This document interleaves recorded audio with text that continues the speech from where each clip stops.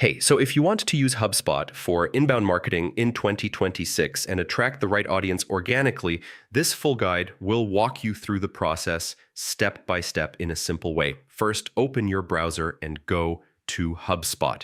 Log in using your HubSpot email and password. Once you're inside the dashboard, you'll see all the tools you need for inbound marketing in one place. Inbound marketing in HubSpot starts with attracting visitors. Go to the marketing section and use tools like blogs, landing pages, and forms to create valuable content. Focus on solving real problems your audience has. Yeah, that's what pulls people in naturally. Next comes capturing leads. Use HubSpot forms and landing pages to collect visitor information. Connect forms to landing pages so when someone downloads a guide or signs up, their details are saved automatically in your CRM. Now it's time to nurture leads, create marketing emails, and automate them using workflows.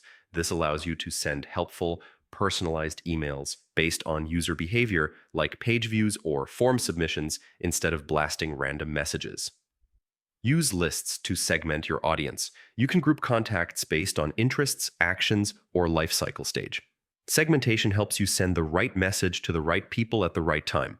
As leads engage more, track everything inside the CRM. HubSpot automatically records emails, page visits, and interactions, giving you a full picture of each contact's journey. When leads are ready, pass them to sales. HubSpot makes it easy to assign leads, track deals, and continue communication without losing context. Don't forget analytics. Use HubSpot reports and dashboards to measure traffic, conversions, and campaign performance. This helps you improve what's working and fix what's not. And that's it. By creating valuable content, capturing leads, nurturing them with automation, and tracking results, you can run a complete inbound marketing system using HubSpot. If this video helped, hit the like button, share it with others, and don't forget to subscribe for more simple, step-by-step tutorials. I'll see you in the next one.